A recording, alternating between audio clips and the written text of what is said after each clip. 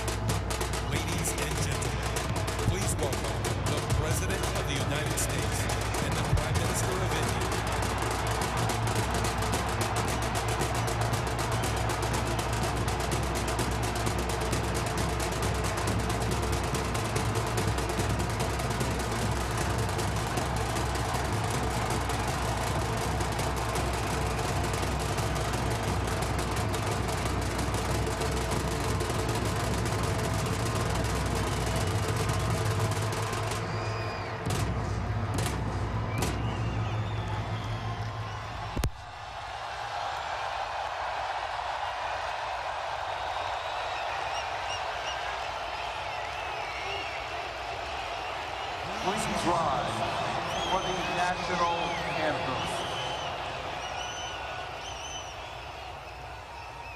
Namaste, everyone. My name is Lasarangu, and I'm proud to be singing the national anthem.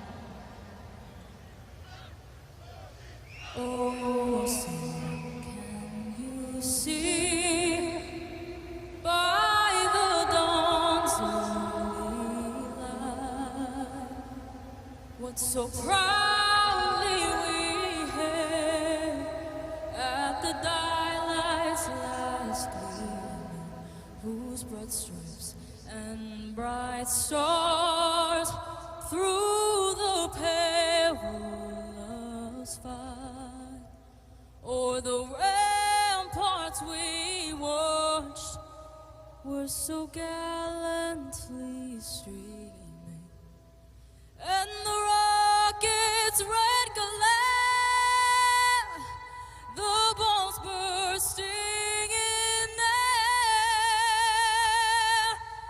gave proof through the night that our flag was still there.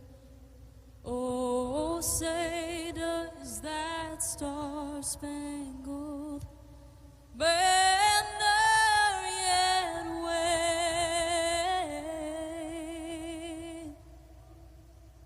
o'er the land of the free and the home of the brave.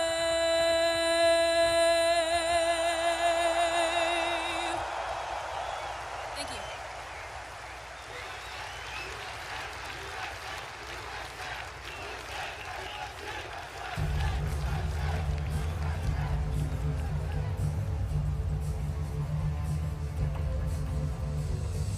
जनगण मन अधिनायक जय हे भारत भाग्य विधाता पंजाब सिंध गुजरात मराठा द्राविड़ उत्कल बंगा विंध्य हिमाचल यमुना गंगा उच्चल जलधि तरंगा तब शुभ नामे जागे तब शुभ आशीष मागे गाहे तब जय गाता जनगण मंगलदायक जय हे भारत भाग्य विधाता जय हे जय हे जय हे जय जय जय जय हे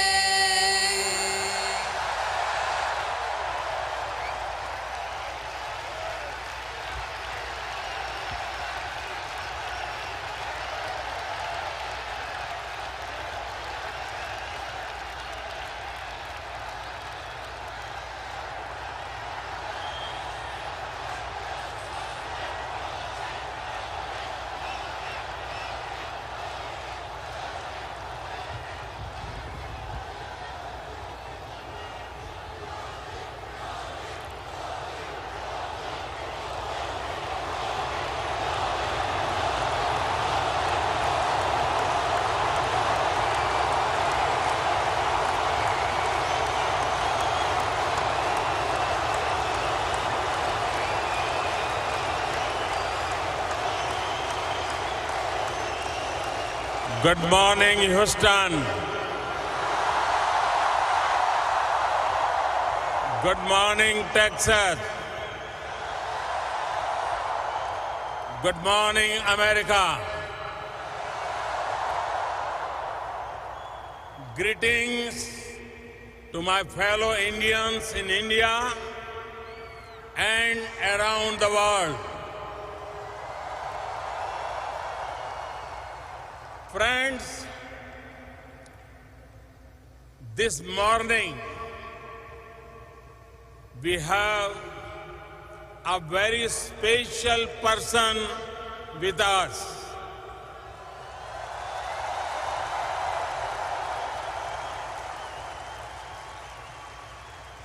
He needs no introduction.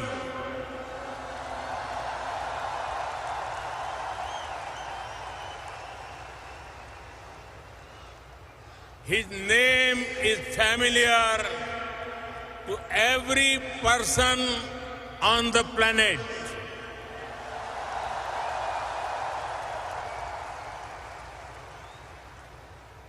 His name comes up in almost every conversation in the world on global politics.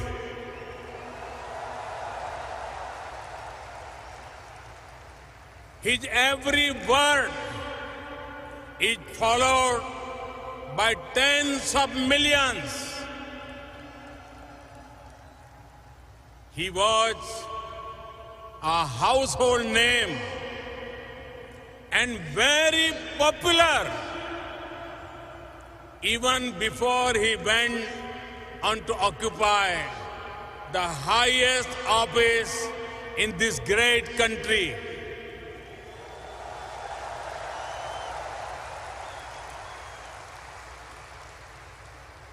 From CEO to Commander-in-Chief,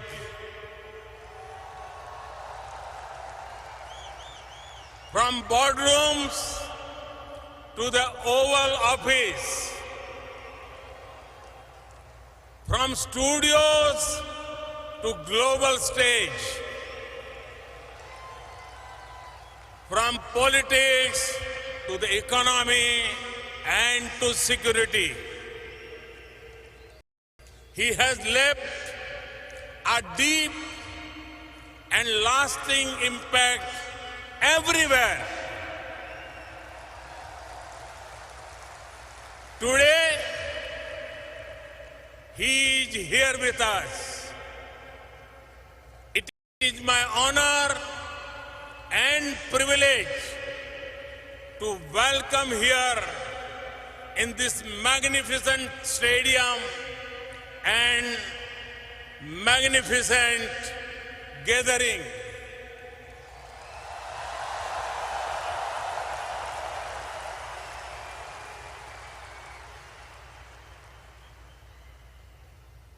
And I can say,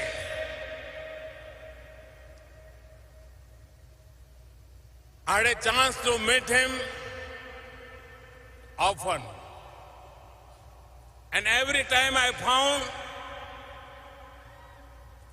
the friendliness, warmth, energy, the President of the United States of America,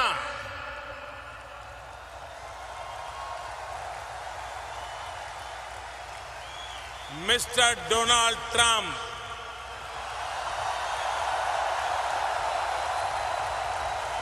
this is extraordinary.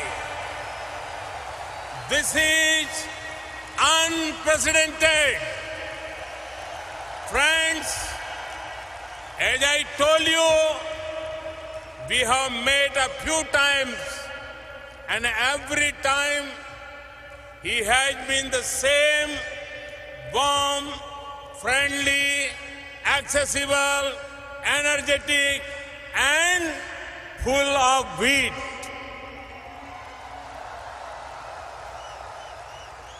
I admire him for something more. A sense of leadership, a passion for America, a concern for every American, a belief in American future, and a strong resolve to make America great again.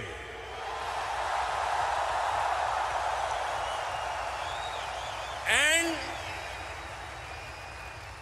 he has already made the American economy strong again.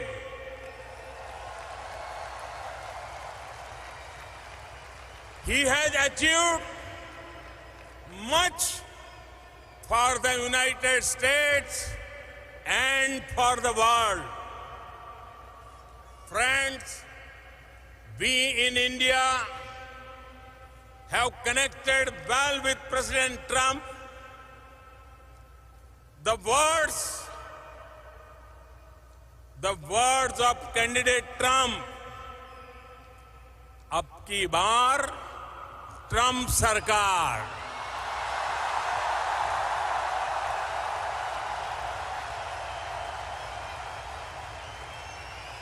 rang loud and clear, and his celebration of Diwali in the White House lit up millions of faces with joy and appreciation. When I met him for the first time, he said to me, India has a true friend in White House.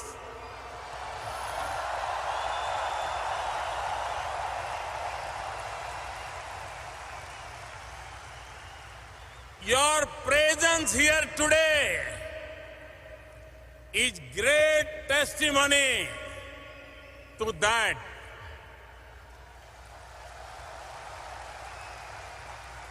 In these years, our two nations have taken their relationship to new heights. Mr. President, this morning in Houston, you can hear the heartbeat of this great partnership in this celebration of the world's two largest democracies. You can feel the strength and depth of human bonds between our two great nations. People are at the heart of all relationships, from Houston to Hyderabad,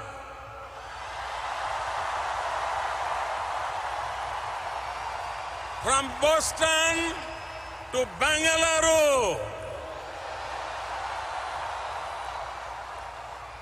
from Chicago to Shimla, from Los Angeles to Ludhiana, from New Jersey to New Delhi. Hundreds of millions are glued to their TV, even though it is rather late on a Sunday night in India. Millions around the world in different time zones are with us today. They are witnessing history in the making.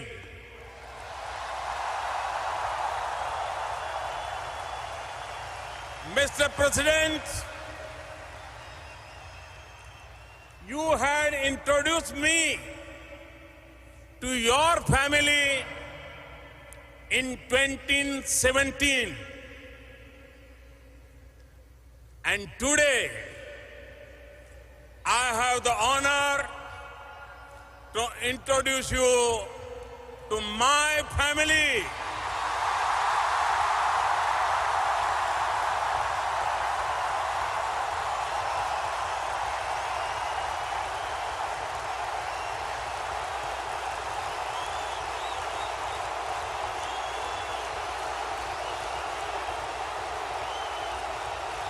Over 1 billion Indians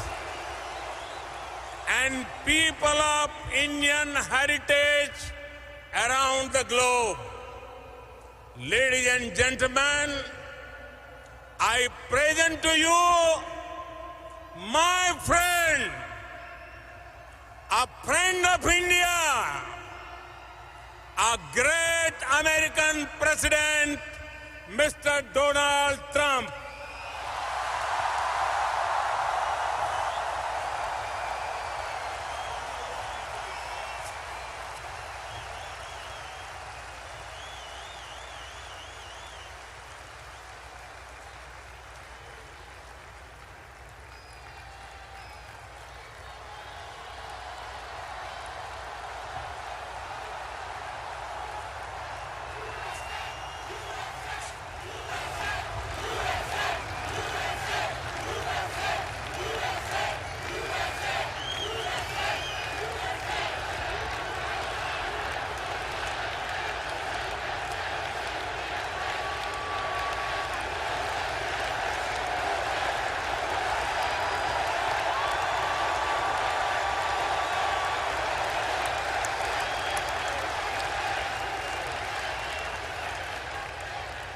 Hello, Houston. I am so thrilled to be here in the great state of Texas with one of America's greatest, most devoted, and most loyal friends, Prime Minister Modi of India. Thank you. Thank you. And Prime Minister Modi is doing a truly exceptional job for India and for all of the Indian people. It is my immense privilege to be here with him today at this profoundly historic event. We're especially grateful to be joined by over 50,000 incredible members of our nation's thriving, prospering, flourishing, and hardworking Indian-American community. Thank you. Just a few months ago, in the largest democratic election in the history of our world, 600 million Indians went to the polls and voted overwhelmingly for Prime Minister Modi and his party. Congratulations, Mr. Prime Minister.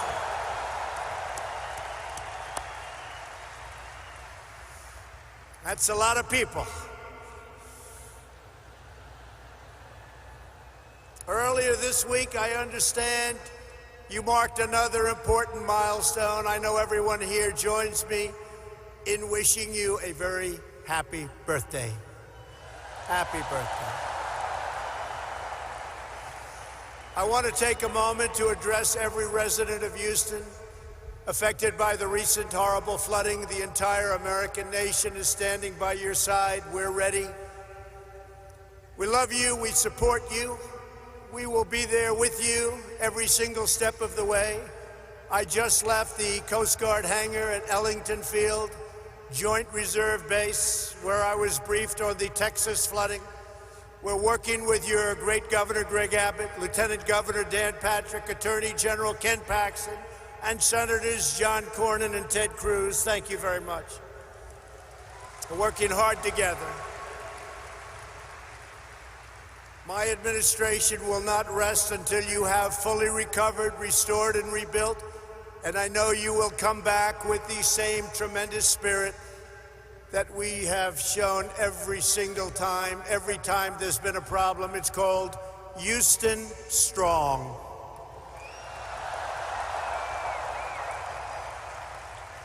Prime Minister Modi and I have come to Houston to celebrate everything that unites America and India, our shared dreams and bright futures.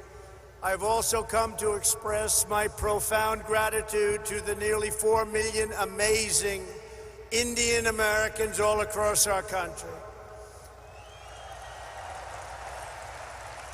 You enrich our culture. You uphold our values. You uplift our communities, and you are truly proud to be American, and we are proud to have you as Americans.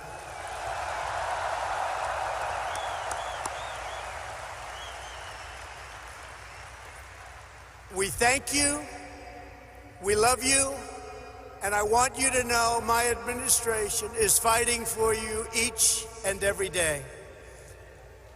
I want to recognize U.S. Ambassador to India, Kenneth Juster, and Minister Jaishan Kaur of India. Thank you very much. Thank you both. Thank you very much. Thank you.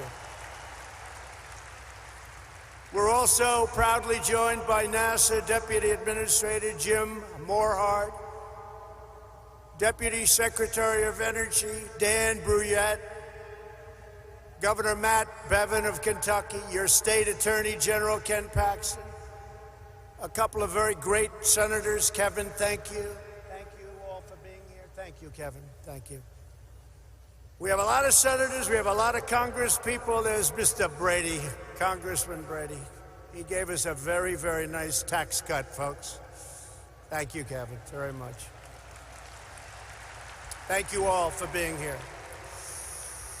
Among the leaders here today for this remarkable celebration are many members of the House and Senate. They're all over the audience, including House Majority Leader Steny Hoyer, and again, Senators Cornyn, Cruz. In my campaign for president, I promised all of that. If we were elected, India would have a true and great friend in the White House, and I can tell you, you have never had a better friend as president than President Donald Trump. That I can tell you.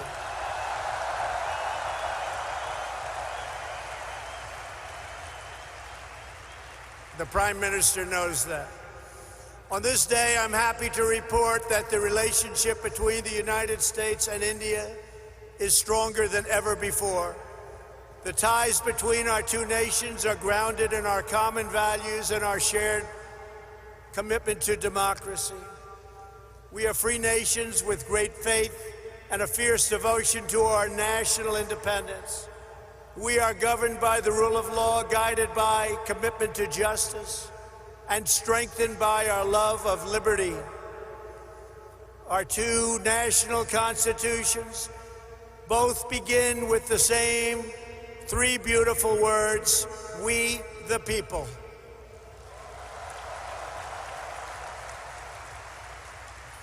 That means that in America and India alike, we honor, respect, trust, empower, and fight for the citizens we proudly serve. Under Prime Minister Modi's leadership, the world is witnessing a strong, sovereign, and thriving Republic of India.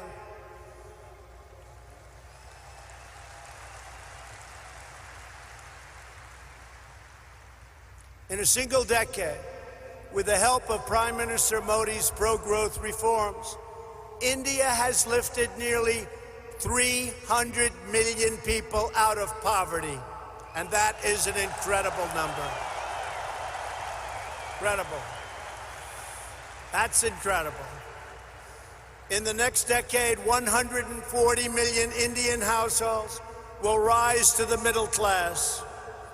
In both India and the United States, we're seeing something really remarkable.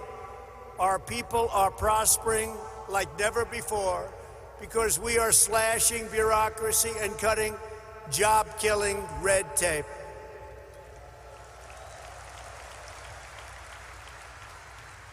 In the United States, thanks to our massive tax cuts and all of our great senators and congressmen and women that are here today, and pro-worker policies, our economy is breaking one record after another. Since my election, we have created over 6 million new jobs. We have created over 750,000 jobs right here in Texas.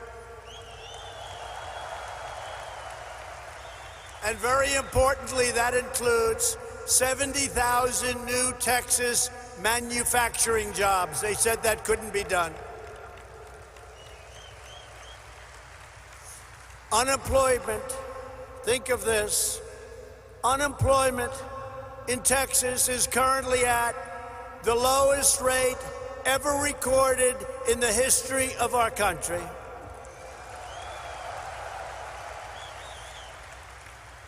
And unemployment in the United States has just reached the lowest level in over 51 years, and very soon we think that will be broken to be a historic number. Unemployment among African Americans, Asian Americans, and Hispanic Americans have all reached their lowest levels in the history of our country. Over the last 2 years, the unemployment rate among Indian Americans dropped by nearly 33 1/3%. Wages are rising, incomes are soaring, and inequality is falling at the fastest rate in many, many years. In the past 12 months alone, the average worker has taken home $1,000 extra in rising wages, and over $3,000 with tax cuts and all of the other things that we've done. And for the first time in history, most new hires of prime working age are minorities and women. First time that's ever happened. Through our pledge to America's workers, we have secured commitments for nearly 14 million employment and training opportunities for American workers done through our great American companies. We passed the biggest tax cuts and the biggest tax reforms in the history of our country. We slashed a record number of job-killing regulations, giving the average American household more than $3,000 every year. And never in the history of our country, no matter how long the presidency, have regulations been cut to this extent.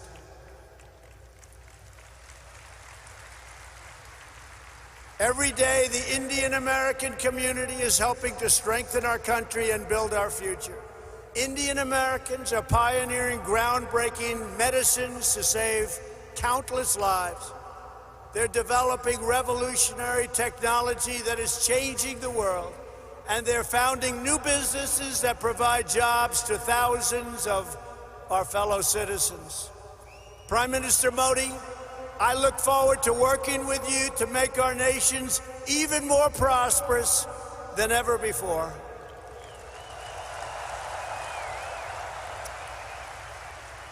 And that's what's happening. The economic miracles taking place today are just beginning.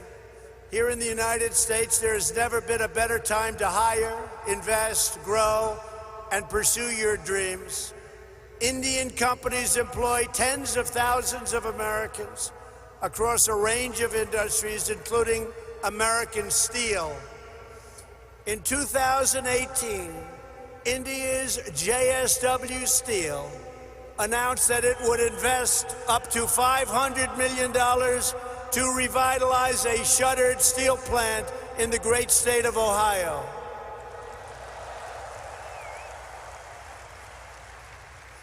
And we welcome India's growing investments right here in the Lone Star State. Nations around the world are investing in the United States because they know we have the best economy and the best workers in the world. They have never invested in our country like they are today, and we want to thank everybody. And India has never invested in the United States like it is doing today. And I want to say it's reciprocal because we're doing the same thing in India.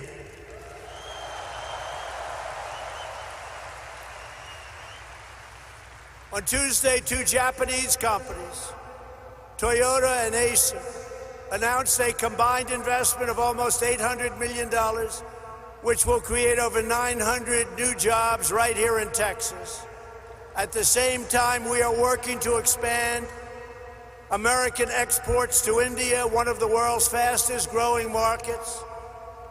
We are committed to ensuring the Indian people have access to the finest goods in the world, products stamped with the beautiful phrase, "Made in the USA."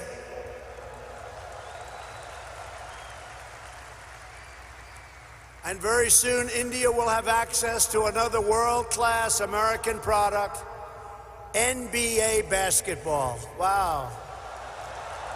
Sounds good. That sounds good. Next week, thousands of people will gather in Mumbai to watch the first ever NBA basketball game in India.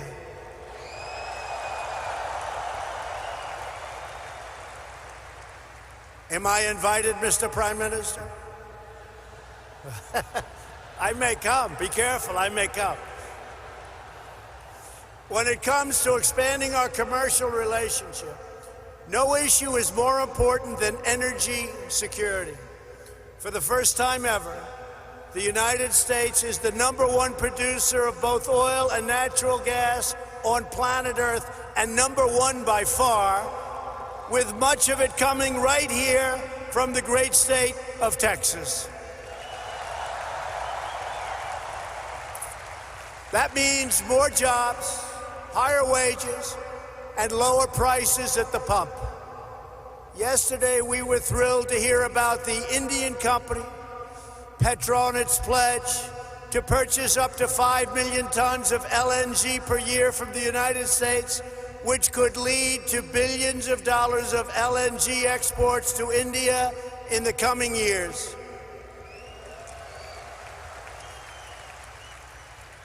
And we have plenty of it. Over the last year, crude exports to India have grown by 400%, and liquefied natural gas exports continue to soar at record numbers. Thank you. These tremendous exports not only expand employment in America, but they increase freedom and security for India. To keep our nation safe, the United States and India are forging an even stronger security partnership.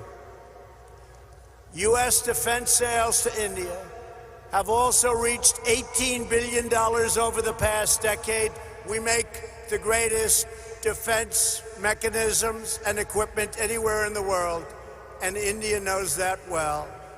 We're looking forward to concluding several new defense deals very soon. There are a lot of them in the works. Here in America, we're creating the United States Space Force, and we're working closely with India to enhance space cooperation.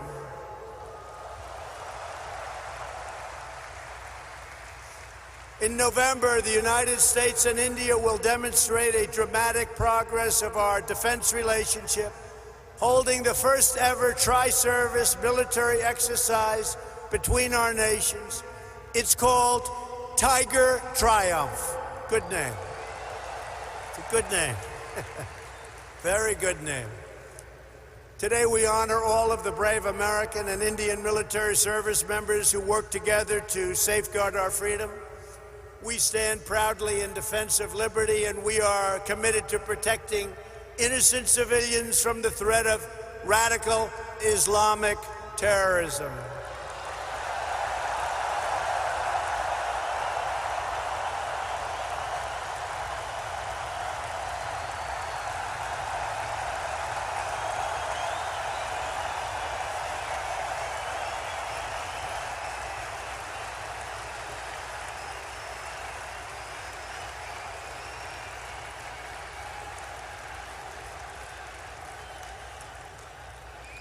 Thank you. Both India and the United States also understand that to keep our communities safe, we must protect our borders.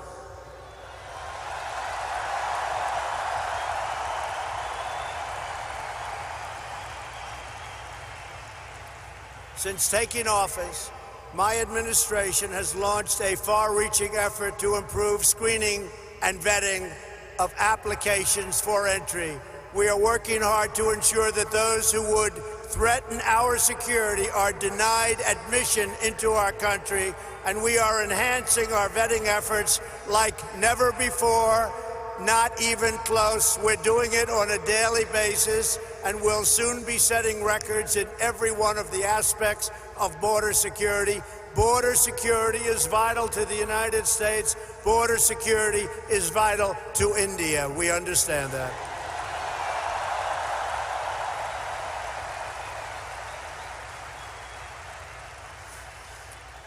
And we are further taking unprecedented action to finally secure our southern border and stop illegal immigration.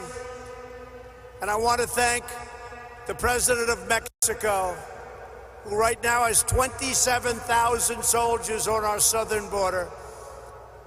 It's been incredible what's taken place in a short period of time.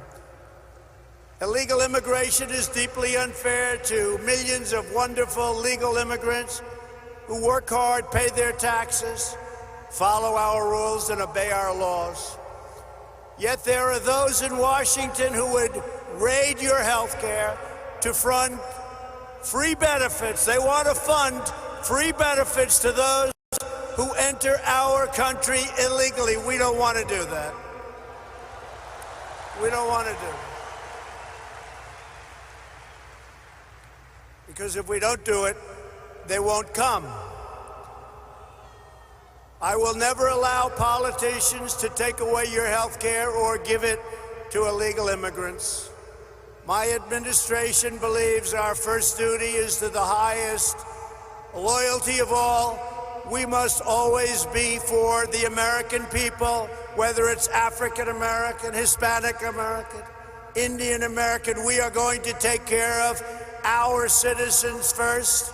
We are going to take care of our Indian American citizens before we take care of illegal immigrants that want to pour into our country.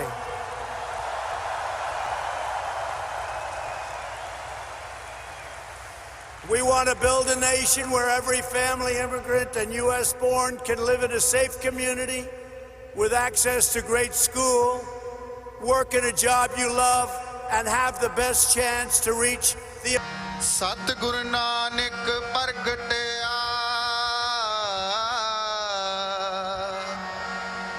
Mite Tund Jag Chanan Hua Jo Kar Suraj Niklaya. You all, God bless India, and God bless America. Thank you. Thank you.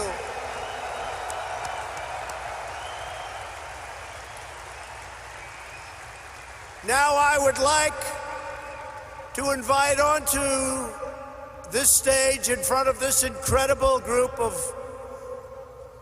unbelievable people, Prime Minister Modi, who's going to give some of his wisdom, and his wisdom is indeed great.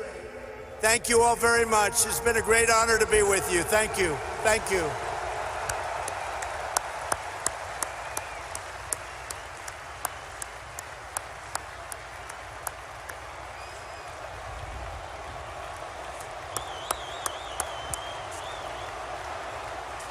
Your attention, please. Those of you that need translation of Prime Minister Modi's speech, please prepare your translation at this time. Channel 1 for Hindi to English. Thank you.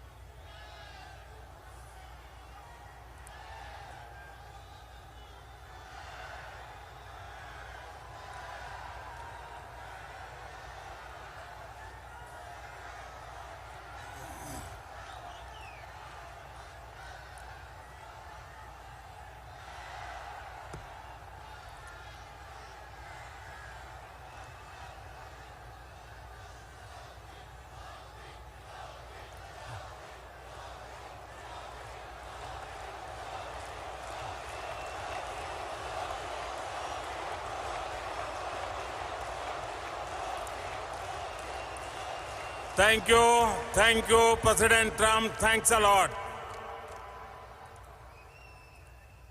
Howdy, my friends.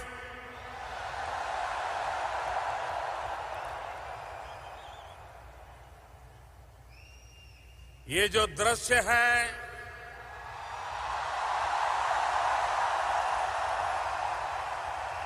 ये जो माहौल है, ये अकल्पनीय है।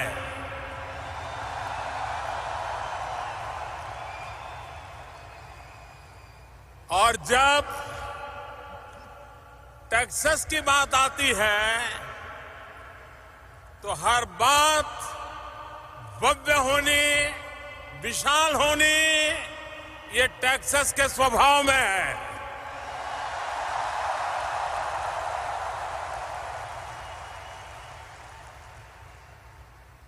आज Texas की spirit यहां भी रिफ्लेक्ट हो रही है।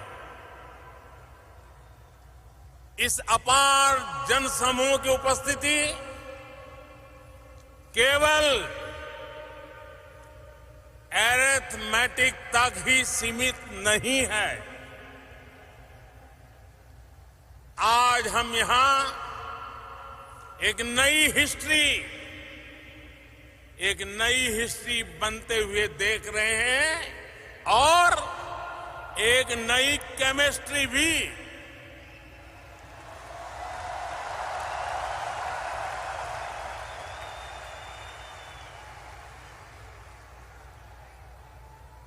एनआरजी की ये एनर्जी भारत और अमेरिका के बीच बढ़ती सिनर्जी की गवाह है।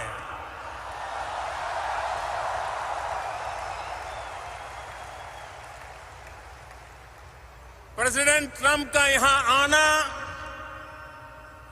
अमेरिका की महान डेमोक्रेसी के अलग अलग प्रतिनिधियों का, चाहे वो रिपब्लिकन हो, डेमोक्रेट हो, उनका यहां आना और भारत के लिए, मेरे लिए इतनी प्रशंसा में काफी कुछ कहना, मुझे बहुत शुभकामनाएं देना। स्टेनी हॉयर, सेनेटर कॉर्निन, सेनेटर क्रूज और अन्य साथियों ने जो भारत की प्रगति के बारे में कहा है, जो प्रशंसा की है, वो अमेरिका में रहने वाले भारतीयों का, उनके सामर्थ्य, उनके अचीवमेंट का सम्मान है।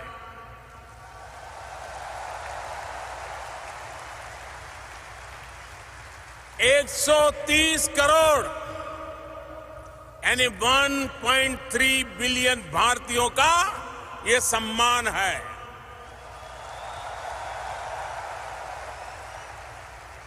इलेक्टेड रिप्रेजेंटेटिव्स के अलावा भी बहुत से अमेरिकी मित्र आज यहां इस कार्यक्रम में आए हैं। मैं हर हिंदुस्तानी की तरफ से सभी का हृदय से स्वागत करता हूं। मैं इस कार्यक्रम के आयोजकों को भी बधाई देता हूं।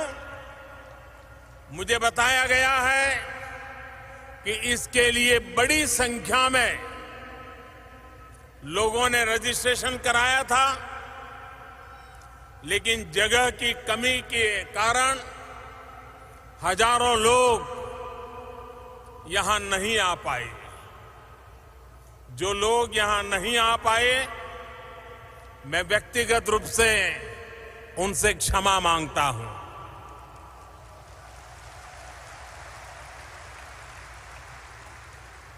मैं ह्यूस्टन, टेक्सास प्रशासन को भी,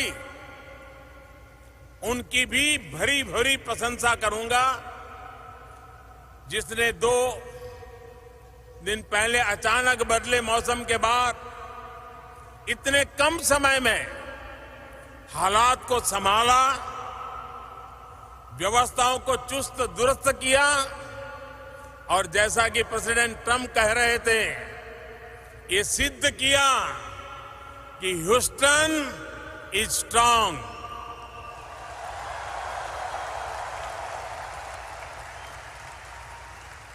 साथियों, इस कार्यक्रम का नाम हाउडी मोदी है। हाउडी मोदी। लेकिन मोदी अकेले कुछ नहीं है।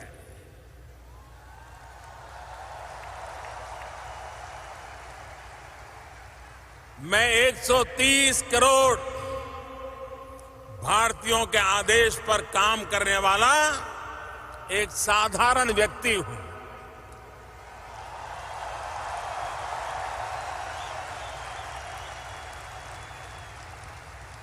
और इसलिए जब आपने पूछा है हाउडी मोदी, तो मेरा तो मन कहता है उसका जवाब यही है, भारत में सब अच्छा है।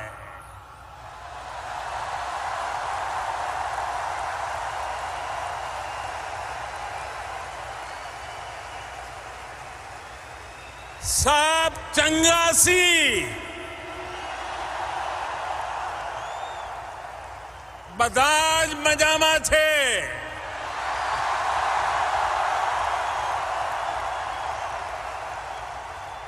अंता बागुंदी,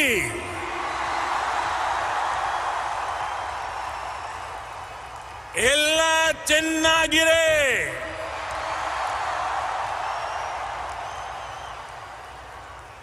एल्लाम सौकियम, सर्वछान चालले आहे।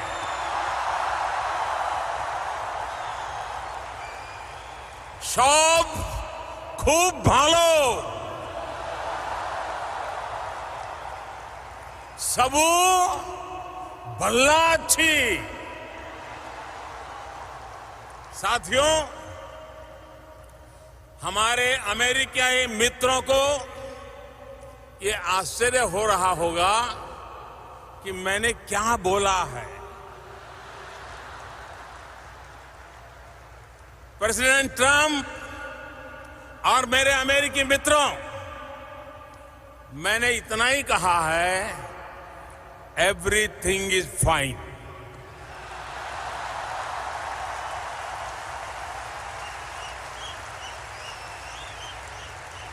लेकिन भारत की कुछ अलग अलग भाषाओं में हमारी लिबरल और डेमोक्रेटिक सोसाइटी की बहुत बड़ी पहचान है। ये हमारी भाषाएं सदियों से हमारे देश में सैकड़ों भाषाएं, सैकड़ों बोलियां सह अस्तित्व की भावना के साथ आगे बढ़ रही है।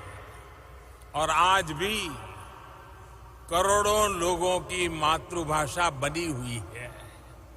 और साथियों, सिर्फ भाषा ही नहीं, हमारे देश में अलग अलग पंथ, दर्जनों संप्रदाय, अलग अलग पूजा पद्धतियां, सैकड़ों तरह का अलग अलग क्षेत्रीय खान पान, अलग अलग वेशभूषा, अलग अलग मौसम ऋतु चक्र इस धरती को अद्भुत बनाते हैं।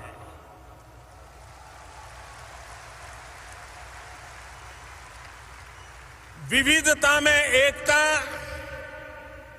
यही हमारी धरोहर है, यही हमारी विशेषता है। भारत की यही डायवर्सिटी हमारी वाइब्रेंट डेमोक्रेसी का आधार है, यही हमारी शक्ति है, यही हमारी प्रेरणा है। हम जहां भी जाते हैं, डायवर्सिटी, डेमोक्रेसी के संस्कार साथ साथ लेकर के साथ चले जाते हैं। आज यहां इस स्टेडियम में बैठे 50,000 से ज्यादा 50,000 से ज्यादा भारतीय हमारी महान परंपरा के प्रतिनिधि बनकर आज यहां उपस्थित हैं। आप में से कई तो ऐसे भी हैं जिन्होंने भारत में डेमोक्रेसी के सबसे बड़े उत्सव 2019 के चुनाव में भी अपना सक्रिय योगदान दिया है। वाकई ये एक ऐसा चुनाव था जिसने इंडियन डेमोक्रेसी की शक्ति का परचम पूरी दुनिया में लहरा दिया। इस चुनाव में 61 करोड़ यानी कि 610 मिलियन से अधिक वोटर्स ने हिस्सा लिया। एक तरह से अमेरिका की टोटल पॉपुलेशन का लगभग डबल।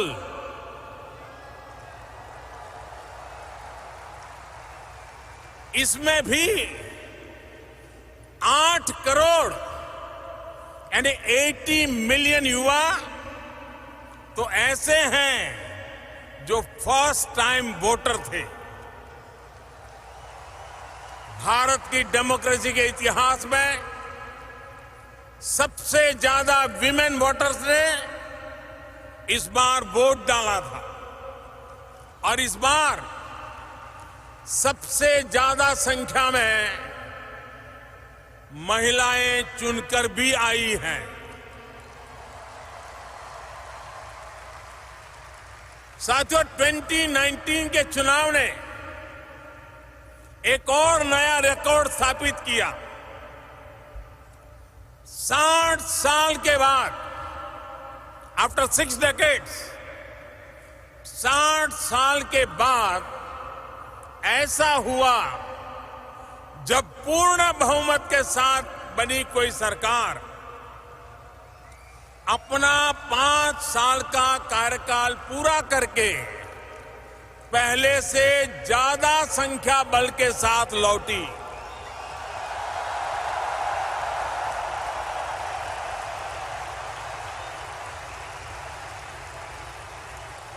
ये सब आखिर क्यों हुआ? किसकी वजह से हुआ?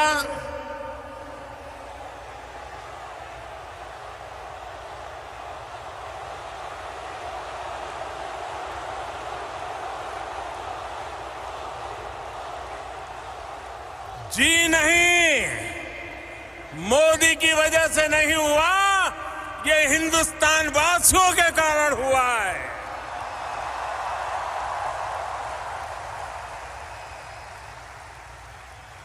साथियों, धैर्य हम भारतीयों की पहचान है, लेकिन अब हम अधीर हैं देश के विकास के लिए।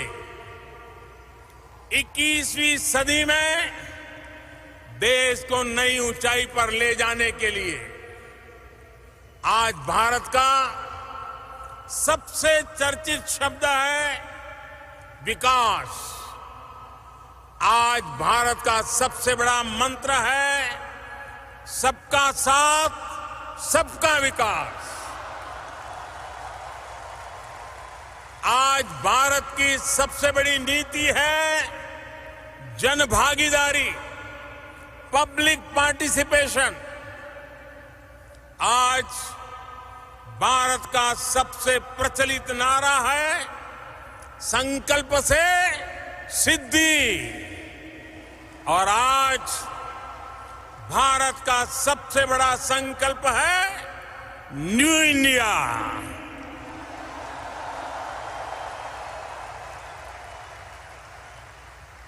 भारत आज न्यू इंडिया के सपने को पूरा करने के लिए दिन रात एक कर रहा है। और इसमें सबसे खास बात है कि हम किसी दूसरे से नहीं बल्कि खुद अपने आप से मुकाबला कर रहे हैं।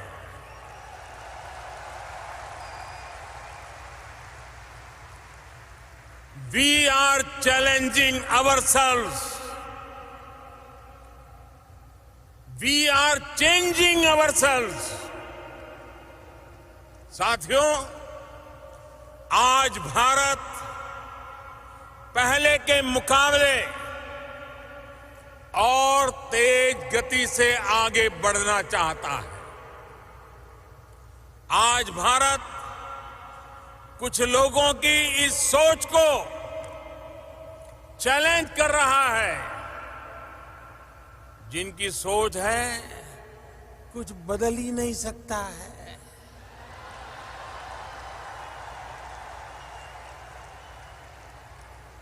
बीते 5 सालों में 130 करोड़ भारतीयों ने मिलकर हर क्षेत्र में ऐसे नतीजे हासिल किए हैं जिनकी पहले कोई कल्पना भी नहीं कर सकता था। We are aiming high. We are achieving higher.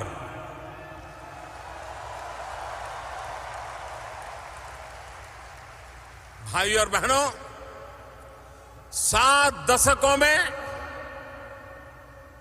देश का रूरल सैनिटेशन 38% पहुंचा था। 5 साल में हमने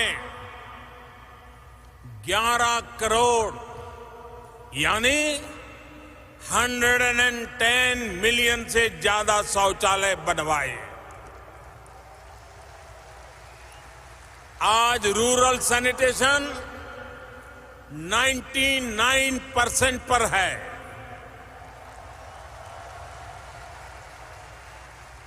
देश में कुकिंग गैस कनेक्शन भी पहले 55% के करीब था।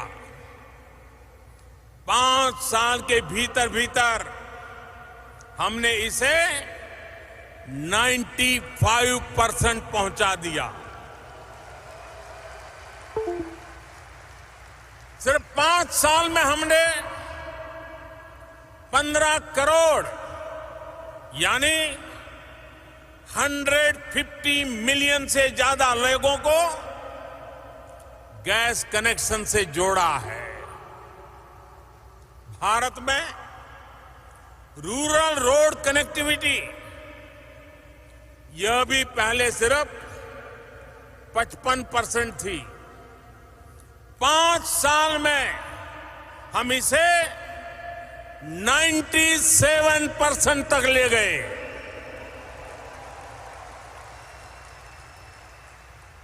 सिर्फ 5 साल में हमने देश के ग्रामीण इलाकों में 2 लाख किलोमीटर यानी 200,000 किलोमीटर से ज्यादा सड़कों का निर्माण किया है। भारत में 50% से भी कम लोगों के बैंक अकाउंट थे। आज 5 साल में लगभग 100% परिवार बैंकिंग व्यवस्था से जुड़ चुके हैं।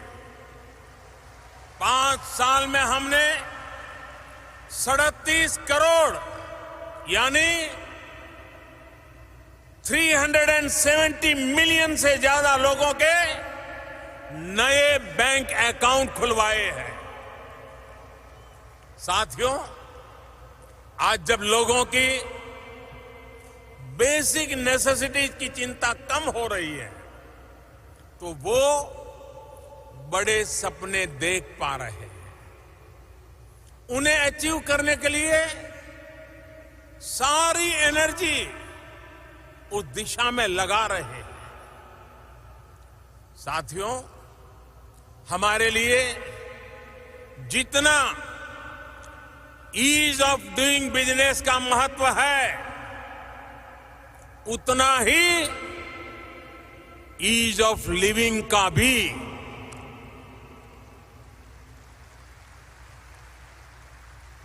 और उसका रास्ता है एम्पावरमेंट। जब देश का सामान्य मानवी एम्पावर होगा तो देश का सोशल और इकोनॉमिक डेवलपमेंट बहुत तेज गति से आगे बढ़ेगा। मैं आपको आज एक उदाहरण देता हूं। साथियों, आजकल कहा जाता है data is the new oil. आप ह्यूस्टन के लोग ऑयल की जब बात आती है तो इसका मतलब भली भांति जानते हैं। मैं इसमें यह भी जोड़ूंगा कि data is the new gold. Industry for 4.0 का तो सारा फोकस ही डेटा पर है। अगर पूरी दुनिया में, जरा गौर से सुनिए, अगर पूरी दुनिया में सबसे कम कीमत पर डेटा कहीं उपलब्ध है तो वो देश है भारत।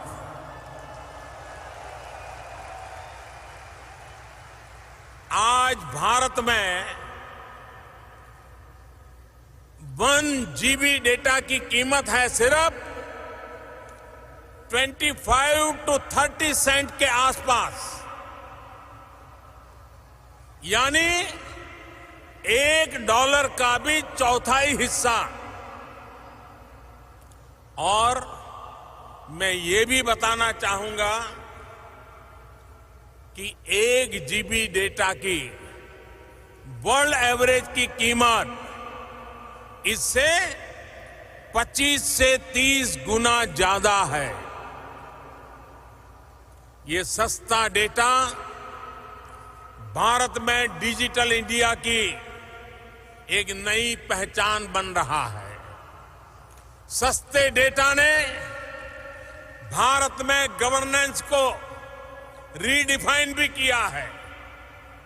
आज भारत में सेंट्रल गवर्नमेंट और स्टेट गवर्नमेंट्स की करीब करीब 10,000 सर्विसेज ऑनलाइन उपलब्ध है।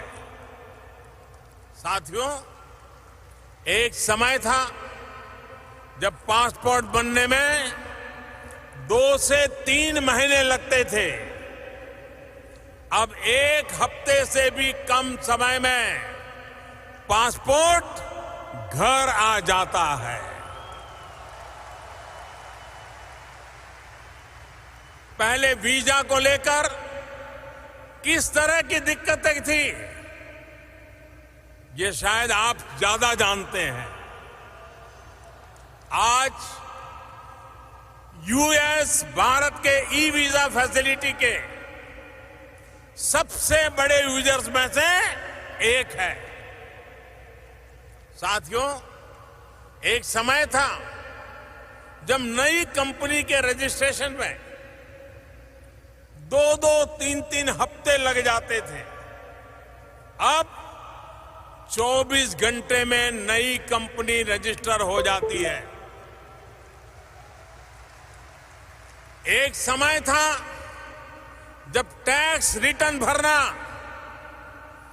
बहुत बड़ा सिरदर्द होता था। टैक्स रिफंड आने में महीनों लग जाते थे। अब जो बदलाव आया है वो सुनेंगे तो आप चौंक जाएंगे। इस बार 31 अगस्त को एक दिन में, मैं सिर्फ एक दिन की बात कर रहा हूं, एक दिन में करीब 50 लाख यानी 5 मिलियन लोगों ने अपना इनकम टैक्स रिटर्न ऑनलाइन भरा है। यानी सिर्फ एक दिन में ही 50 लाख रिटर्न, यानी ह्यूस्टन की कुल पॉपुलेशन के भी डबल से ज्यादा। और दूसरी सबसे बड़ी बात, जो टैक्स रिफंड दिनों में आता था, वो अब हफ्ते 10 दिन में सीधे बैंक में ट्रांसफर हो जाता है। भाइयों और बहनों, तेज विकास का प्रयास कर रहे किसी भी देश में अपने नागरिकों के लिए वेलफेयर स्कीम्स आवश्यक होती है। जरूरतमंद नागरिकों के लिए वेलफेयर स्कीम चलाने के साथ साथ नए भारत के निर्माण के लिए कुछ चीजों का फेयरवेल भी दिया जा रहा है।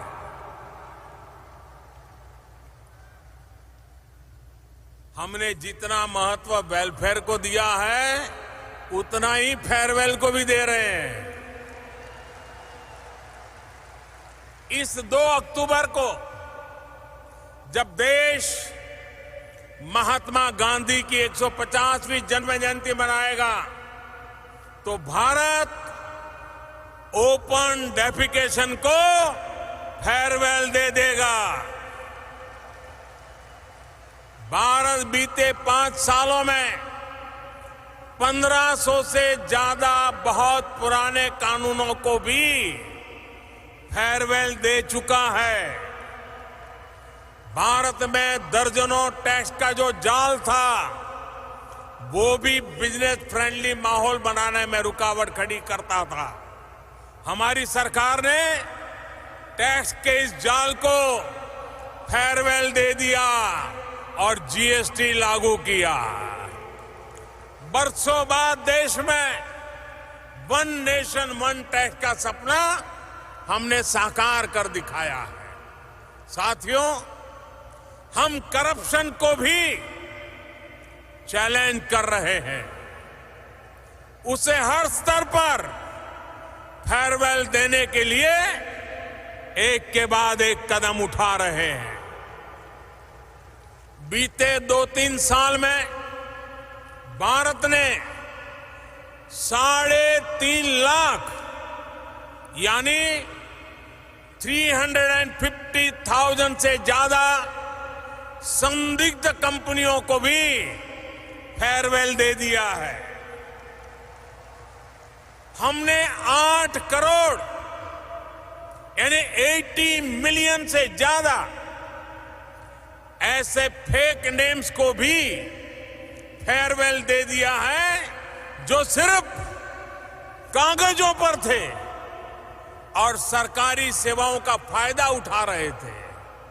और साथियों, आप कल्पना कर सकते हैं, इन फर्जी नामों को हटाकर कितने रुपये गलत हाथों में जाने से बचाए गए हैं। करीब करीब 1.5 लाख करोड़ रुपए, यानी तकरीबन 20 बिलियन यूएस डॉलर्स एक देश में, हम देश में एक ट्रांसपेरेंट इकोसिस्टम बना रहे हैं, ताकि विकास का लाभ हर भारतीय तक पहुंचे।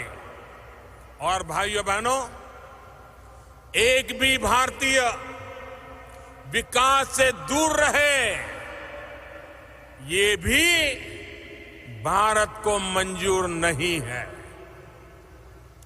देश के सामने 70 साल से एक और बड़ा चैलेंज था, जिसे कुछ दिन पहले भारत ने फेयरवेल दे दिया है।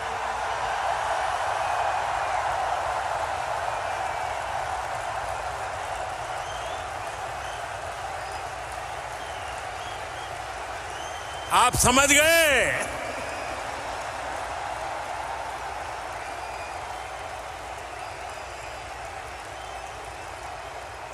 ये विषय है आर्टिकल 370 का।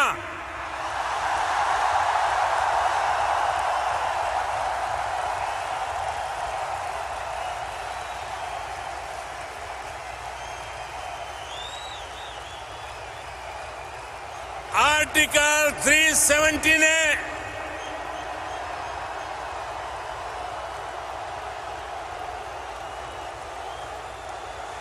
आर्टिकल 370 ने जम्मू कश्मीर और लद्दाख के लोगों को विकास से और समान अधिकारों से वंचित रखा था। इस स्थिति का लाभ आतंकवाद और अलगाववाद बढ़ाने वाली ताकतें उठा रही थी। अब भारत के संविधान ने जो अधिकार बाकी भारतीयों को दिए हैं, वही अधिकार जम्मू कश्मीर और लद्दाख के लोगों को भी मिल गए हैं।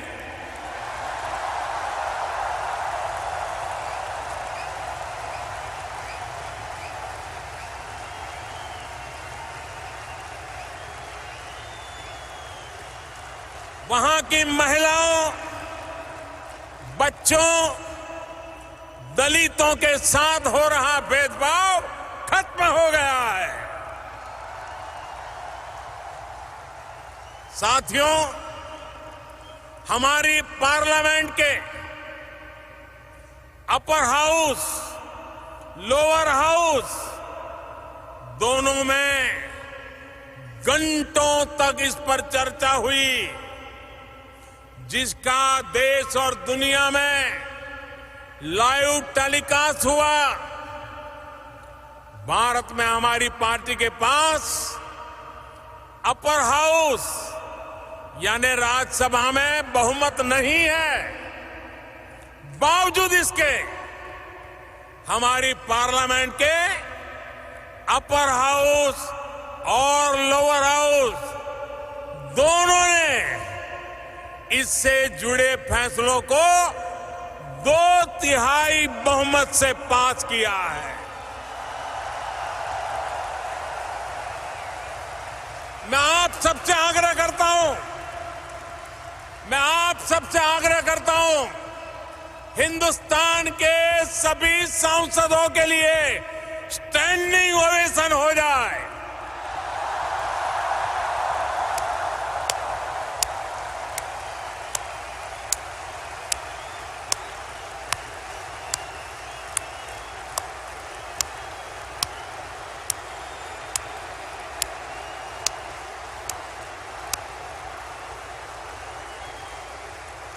हाँ, बहुत बहुत धन्यवाद आपका। भारत अपने यहां जो कर रहा है, उससे कुछ ऐसे लोगों को भी दिक्कत हो रही है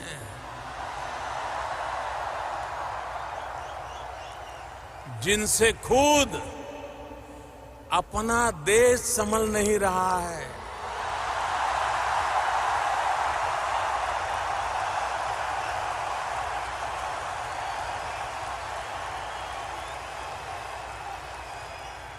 इन लोगों ने भारत के प्रति नफरत को ही अपनी राजनीति का केंद्र बना दिया है। ये वो लोग हैं जो अशांति चाहते हैं, आतंक के समर्थक हैं, आतंक को पालते पोसते हैं।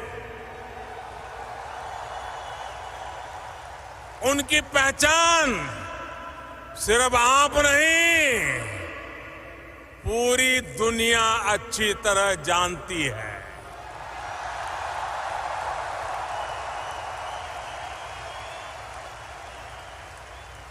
अमेरिका में 9/11 हो या मुंबई में 26/11 हो, उसके साजिशकर्ता कहां पाए जाते हैं?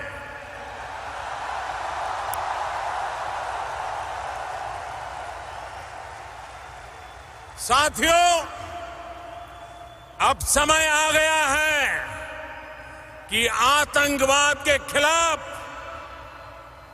और आतंकवाद को बढ़ावा देने वालों के खिलाफ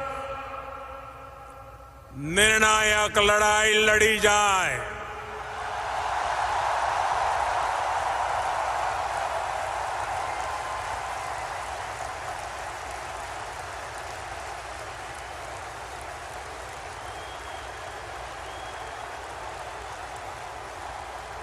मैं यहां पर जोर देकर कहना चाहूंगा कि इस लड़ाई में प्रेसिडेंट ट्रंप पूरी मजबूती के साथ आतंक के खिलाफ खड़े हुए हैं।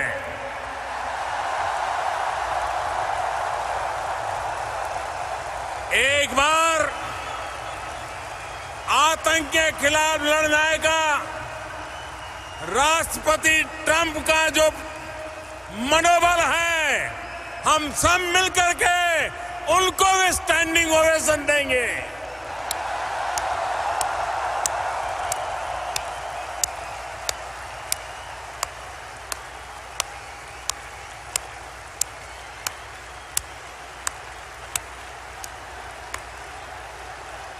थैंक यू दोस्तों, भाई और बहनों, भारत में बहुत कुछ हो रहा है, बहुत कुछ बदल रहा है और बहुत कुछ करने के इरादे लेकर के हम चल रहे हैं।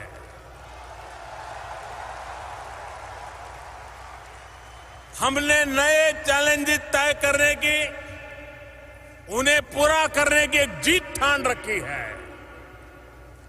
देश की इन्हीं भावनाओं पर मैंने कुछ दिन पहले एक कविता लिखी थी।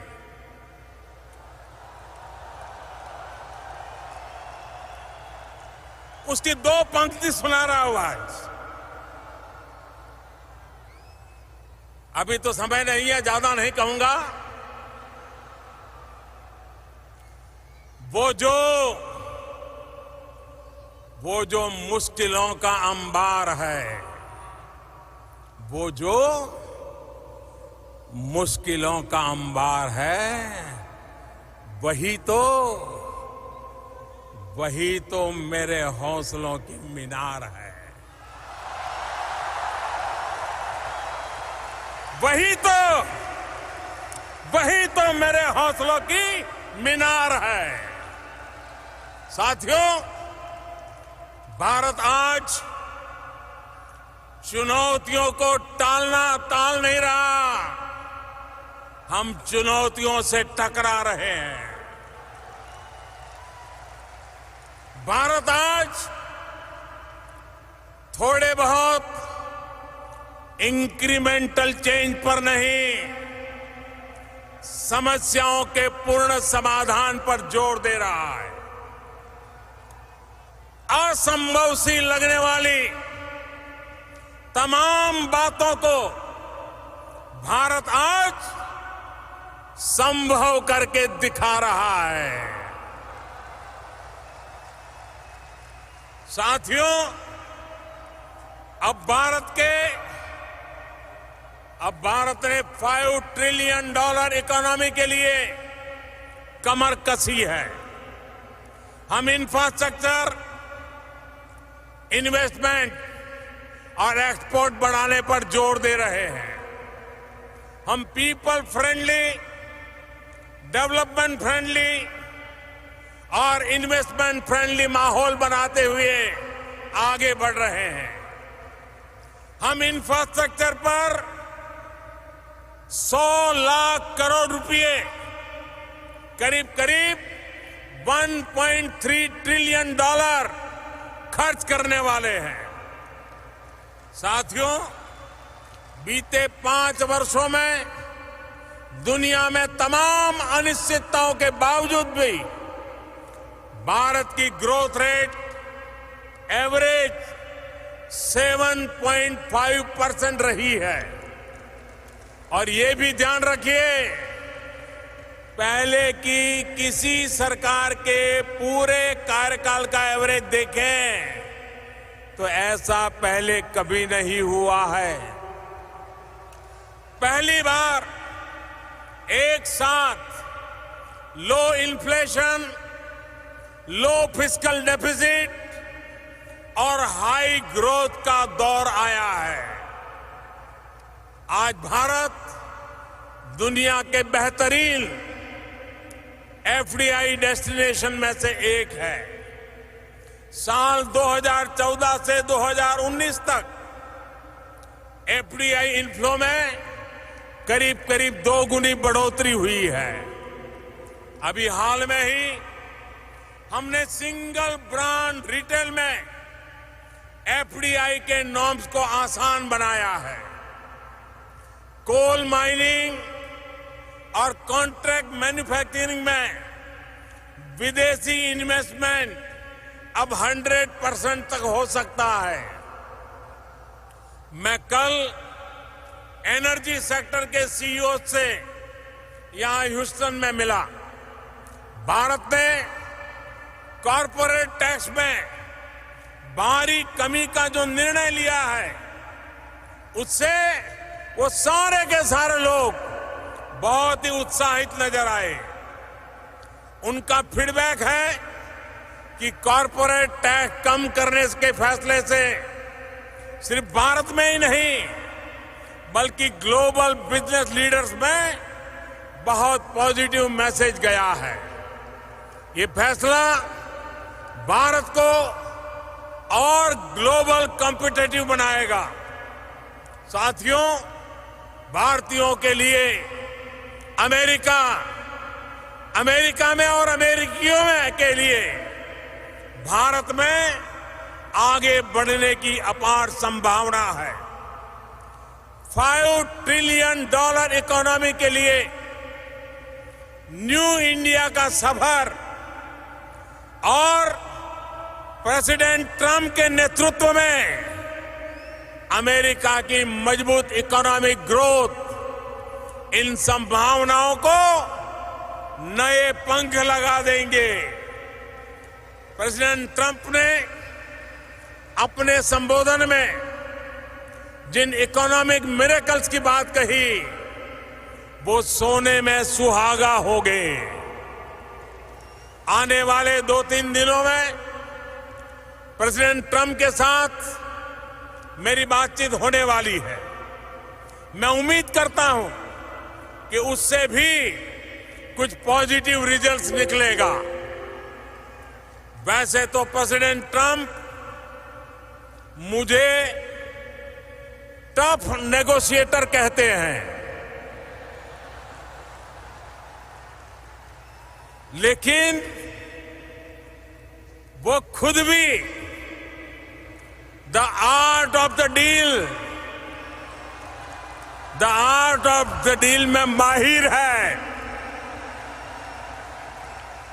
और मैं उनसे बहुत कुछ सीख रहा हूं। साथियों, एक बेहतर भविष्य के लिए हमारा ये फॉरवर्ड मार्च अब और तेज गति से बढ़ने वाला है।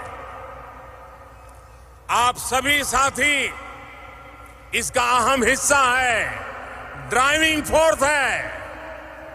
आप अपने वतन से दूर है, लेकिन वतन की सरकार आपसे दूर नहीं है।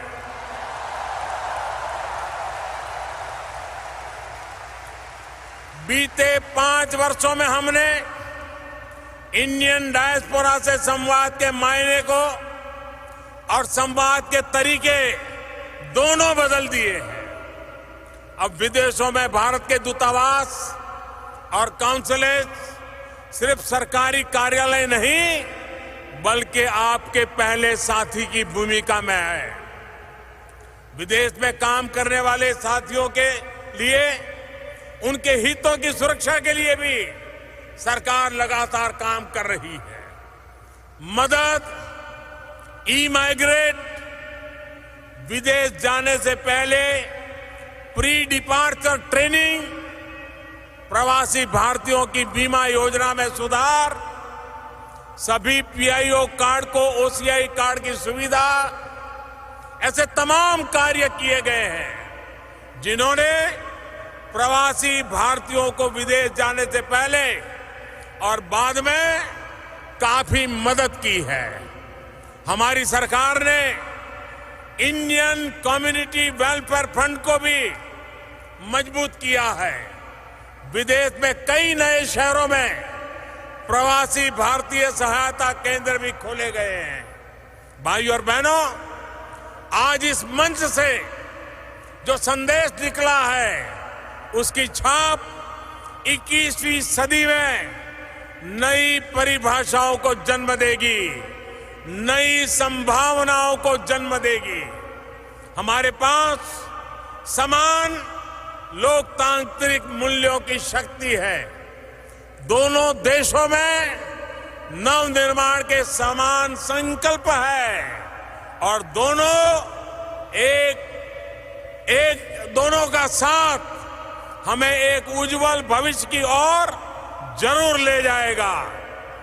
मिस्टर प्रेसिडेंट, मैं चाहूंगा कि आप सब परिवार भारत आए, हम अपना और आप हमें अपना स्वागत करने का अवसर दें। हम दोनों की ये दोस्ती भारत अमेरिका के शेयर्ड ड्रीम्स और वाइब्रेंट फ्यूचर्स को नई ऊंचाई देगी। मैं राष्ट्रपति ट्रंप का अमेरिका की राजनीतिक, सामाजिक और बिजनेस से जुड़े तमाम लीडर्स को यहां आने के लिए फिर से एक बार हृदय से बहुत बहुत आभार व्यक्त करता हूं। टेक्सास की गवर्नमेंट, यहां के प्रशासन को भी बहुत बहुत धन्यवाद देता हूं। Thank you Houston, thank you America, may God bless you all. Thank you.